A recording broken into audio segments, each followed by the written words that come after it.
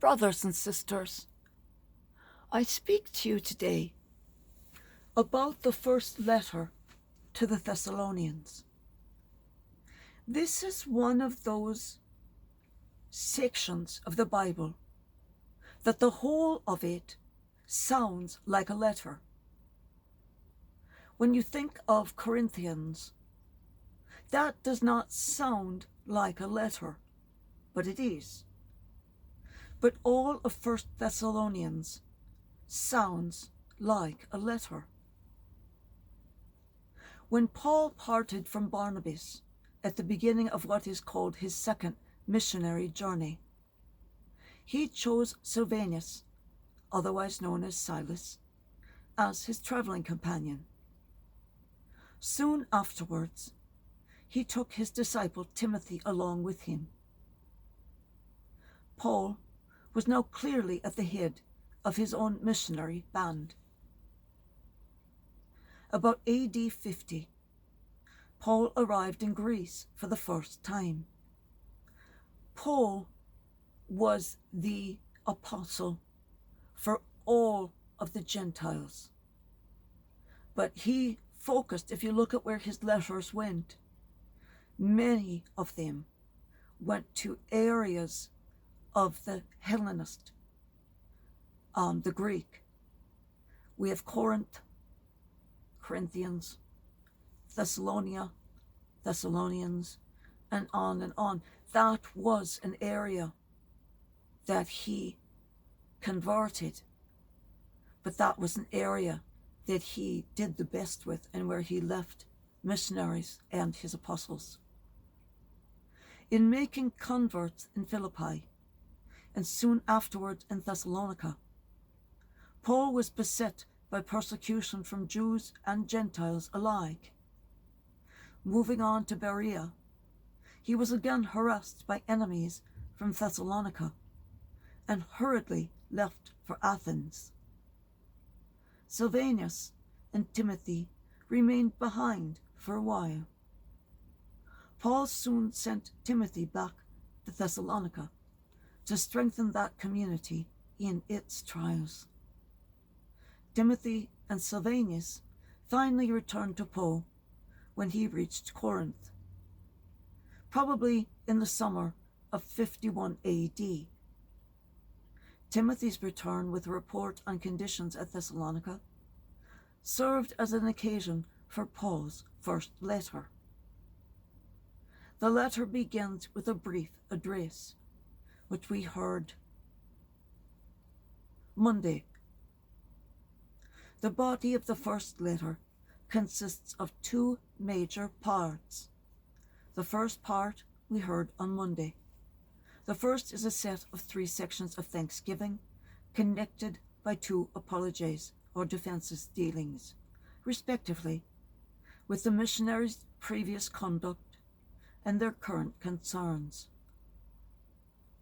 Paul's thankful optimism regarding the Thessalonians' spiritual welfare is tempered by his insistence on their recognition of the selfless love shown by the missionaries.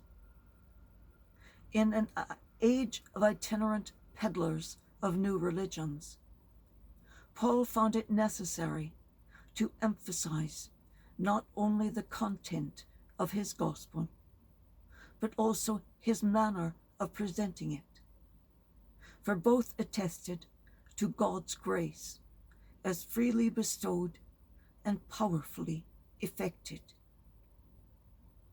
The second part of the letter is specifically hortatory, meaning it is exhortative, or paranetic, which is persuasive and encouraging. The superabundant love for which Paul has just prayed is to be shown practically by living out the norms of conduct that he has communicated to them. Specific imperatives of Christian life, principles for acting morally, stem from the indicative of one's relationship to God through Christ, by the sending of the Holy Spirit. Thus, moral conduct is the practical, personal expression of one's Christian faith, love, and hope.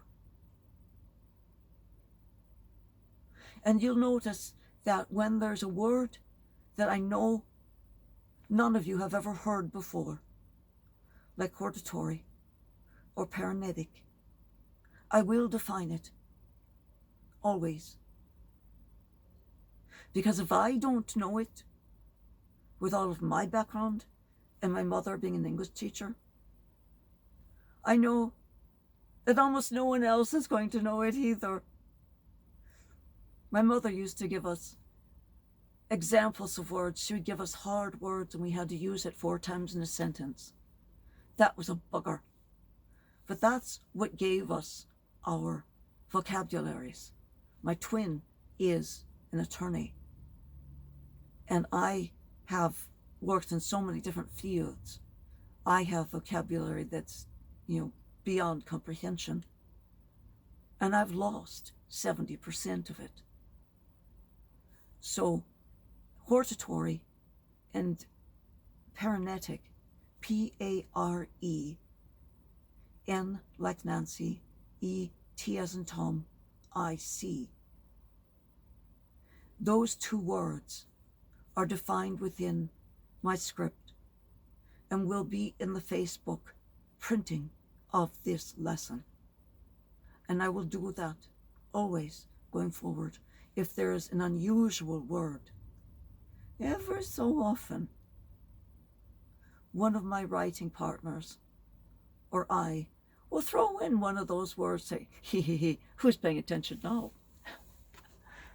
Thank you all, my brothers and sisters. You give me such hope of the world. You give me so much hope for the world. Peace to you all.